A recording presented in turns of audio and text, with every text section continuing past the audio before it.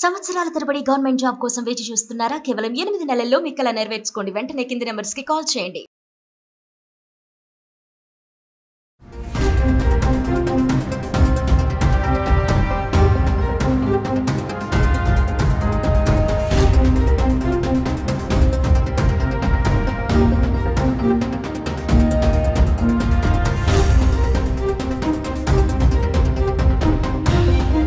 నమస్తే, welcome back to Suman TV. ప్రస్తుతం మనతో పాటు ఉన్నారు consumers affairs committee chairman Mandadi Krishna Reddy గారు. నమస్తే సార్. నమస్తే అమ్మ. సార్, ఇండియా పాకిస్తాన్ వార్, మరి ఆపరేషన్ సింధూర్ అని పెట్టారు పేరు దీనికి.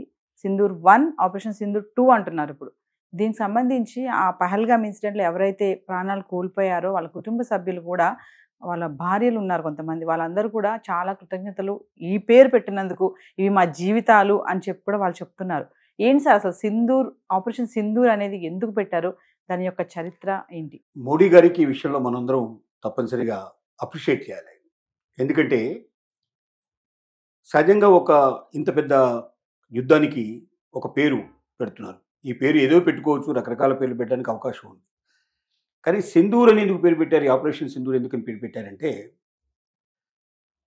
తమ కళ్ళ ముందరే తమ భర్తల ప్రాణాలు తీసేసి తన సింధూరానికి దూరం చేసినటువంటి పరిస్థితి మనకు పహల్గాము దాడి చరిత్ర మనకు చెప్తోంది. ఎంతోమంది ఆడపడుచుల సింధూరం చేసింది. ఆ సింధూరాన్ని అయితే మళ్ళీ మనకు తీసుకురాలేం.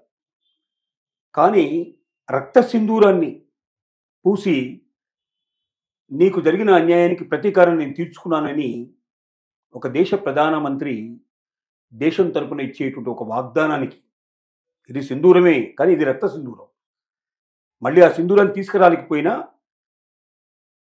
నీ భర్తను చంపిన వాళ్ళు ఎవరైతే ఉన్నారో దానికి సంబంధించిన వాళ్ళని, ఆ ముఠాని నేను చంపేశాను, తుడిచిపెట్టేశాను కంప్లీట్గా. ఈ రకంగా నీకు నేను చెల్లించేటువంటి ఒక అపరాధ రుసుము అనుకోవచ్చు, లేకపోతే ఒక బహుమతి అనుకోవచ్చు, లేకపోతే నీ దుఃఖాన్ని కొంతవరకైనా నువ్వు ఆపుకోవడానికి అవకాశం ఉంటుందని చెప్పచ్చు.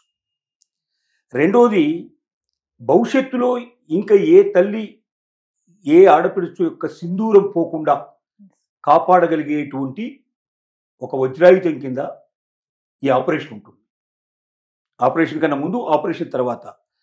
ఈ ఆపరేషన్ తోటి ఇక భవిష్యత్తు లోపల పాకిస్తాన్కి సంబంధించిన వాడు ఎవరైనా ఉగ్రవాదులను తయారు చేయాలన్నా, ఆ ఉగ్రవాదులు మన భారతదేశంలో ప్రవేశపెట్టాలన్నా, ఇక్కడున్న అమాయకుల్ని ప్రాణాలు తీసేయాలన్నా గజగజ వణికిపోయేటువంటి పరిస్థితి తీసుకురావాలి. అందువల్ల శాశ్వతంగా సింధూరాలు దూరం చేయకుండా ఉండగలిగేటువంటి ఆపరేషన్ కాబట్టి ఆపరేషన్ సింధూర్ అన్నారు. సింధూరం అనేది భారతదేశం లోపల ముఖ్యంగా నార్త్ ఇండియన్స్, మనం సౌత్ ఇండియన్స్లో జనరల్గా బొట్టు మాత్రమే పెట్టుకుంటాం. మనం కుంకుమతో పెట్టుకునే బొట్టునే సింధూరం అంటారు, బొట్టు బిల్లల్ని సింధూరం అనరు.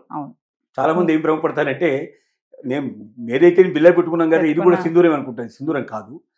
నార్త్ ఇండియన్లో ఏం చేస్తారంటే పాపిట్లో కూడా కుంకుమ పెట్టేటువంటి పద్ధతి ఉంటుంది. అది సింధూరం. వాస్తవంగా బొట్టు పెట్టే దానికన్నా ఎక్కువగా అలా పెట్టుకున్న దాన్ని సింధూరం అద్దుకోమంటారు.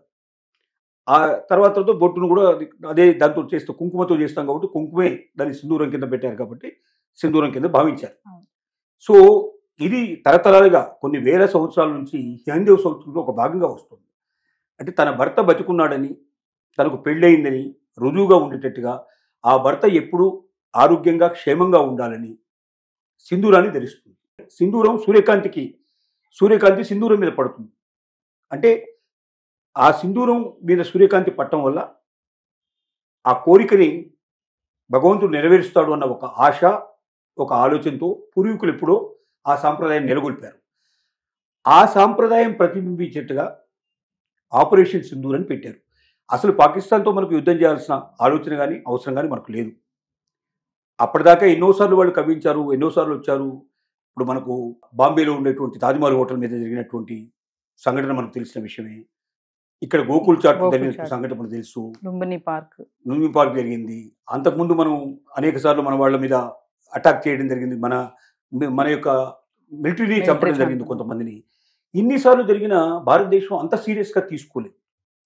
చాలా వరకు ఏంటంటే క్షమాగుణంతో ఐక్యరాజ్య సమితికి చెప్పేసుకున్నాం, పెద్ద పెద్ద అగ్రదేశాలకి ఎక్స్ప్లెయిన్ చేసాం, ఎన్ని చెప్పినా కూడా వాళ్ళు ఏదో ఒక రక కాకమ్మ కథలు చెప్పేసేసి మాకేం సంబంధం లేదు, మాకు తెలియదు, మీరు నిరూపించండి, కావాలంటే మీ దగ్గర ఆధారం ఉంటే తీసుకురండి అని ఆధారాలతో సహా వెళ్ళినా ఈ ఆధారాలు సరిపో, ఇంకా ఆధారాలు తీసుకురండి, ఈ రకంగా బుకాయించడం మొదలుపెట్టారు.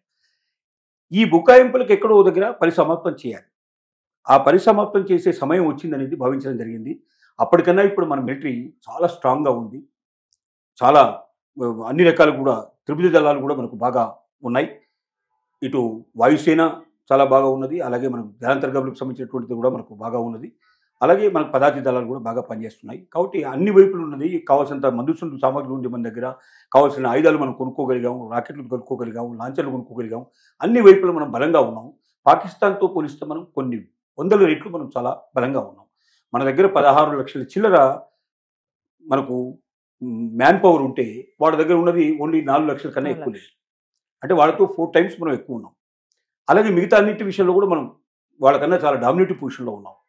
ఇప్పుడు ప్రపంచ దేశాలు కూడా ఎవరు సాయం చేసే పొజిషన్ లేరు. ఒకప్పుడు అమెరికా వాళ్ళ పక్షాన్ని నిలబడి ఉండేది, చైనా వాళ్ళ పక్షాన్ని నిలబడి ఉండేది, చాలా దేశాలు మొత్తం అన్ని ముస్లిం కంట్రీస్ కూడా వాళ్ళ పక్షాన ఉండేవి. అందరూ సాయం చేసేవాళ్ళు, అంటే ఆయుధాలు ఇచ్చేవాళ్ళు, ఆర్థికంగా చేసేవాళ్ళు, అవసరమైతే శత్రులు వాళ్ళ యొక్క సైన్యాన్ని కూడా పంపించగలిగేటువంటి పరిస్థితిలో ఉండేది. ఇప్పుడు అందరి దగ్గర దానికి సంబంధించిన పరువు పోయింది, మర్యాద పోయింది. అటు ఒకవైపున వాళ్ళు ఆఫ్ఘనిస్తాన్ సంబంధించినటువంటి వాళ్ళు వాళ్ళ మీద దండయాత్రలు చేస్తూ ఉన్నారు, రోజు కొన్ని చోట్ల బాంబులు పెడతా ఉన్నారు. బెలూచిస్తాన్ సంగతి తెలిసిన విషయమే. ఇట్లా రకరకాలైనటువంటి ఒక ప్రపంచంలో వాళ్ళు నవ్వుల పాలైపోయి అన్ని వైపులు కూడా రోజుకు ఒకసారి 20 మందో 30 మందో 50 మందో మరణించేటువంటి పరిస్థితుల్లో, ఎప్పుడు ఎక్కడ బాంబు పేలుతుందో తెలియని పరిస్థితి లోపల గజగజ వణికిపోతున్నటువంటి స్థితిలో ఉన్న పాకిస్తాను ఇవాళ భారతదేశం ముందర నిలబడ్డానికి కూడా దానికి ఏ రకంగా అర్హత లేదు నిజం చెప్పాలంటే. కానీ అక్కడ ఉన్నటువంటి పరిస్థితి ఏంటంటే సైనికాధికారులంతా కూడా భారతదేశం మీద విషం గక్కుతూనే వాళ్ళు బతుకుతుంటారు. అక్కడ ఉన్న రాజకీయ నాయకులు కూడా పని అదే. ఇది చేయకపోతే వాళ్ళకి అక్కడ ఎగ్జిస్టెన్స్ లేదు. వాళ్ళ ఎగ్జిస్టెన్స్ కోసం, వాళ్ళ బతుకు తెరువు కోసం వాళ్ళు ఏం చేస్తారంటే భారతదేశంలో విషయం చెప్పడానికి ప్రయత్నం చేస్తారు. భారతదేశాన్ని అచ్చేస్తాం, ఇచ్చేస్తామని ప్రగల్భాలు పలుకుతూ ఉంటారు. ఆ ప్రగల్భాలు పలకపోతే వాడు అక్కడ ఒక రోజు కూడా ఉండగలిగే పరిస్థితులు లేదు వాడు. కాబట్టి అలా వాడు బతుకు తెరువు కోసం చేసేటువంటి పనిలో భాగంగా దీన్ని తీసుకోవడం వల్ల ఇలా జరిగింది. ఏది ఏమైనప్పటికీ దీనికి ఆపరేషన్ సింధూర్ అని పెట్టారు. ఆపరేషన్ సింధూర్ 1 ఏమిటంటే అసలు మన ఉద్దేశం ఏమిటంటే వాళ్ళ యొక్క ఎక్కడైతే మిలిటెంట్స్ ఉన్నారో, తీవ్రవాదులు ఎక్కడైతే ఉన్నారో, ఆ తీవ్రవాదులకి ట్రైనింగ్ ఇస్తున్నారు ఎక్కడైతే ఉన్నారో, ఆ ట్రైనింగ్ క్యాంప్స్ అన్నిటి కూడా బదులు కొట్టాలి. ఇంకా ట్రైనింగ్ అక్కడ జరగడానికి వీల్లేదు, కొత్త వాళ్ళని తయారు చేయడానికి వీల్లేదు.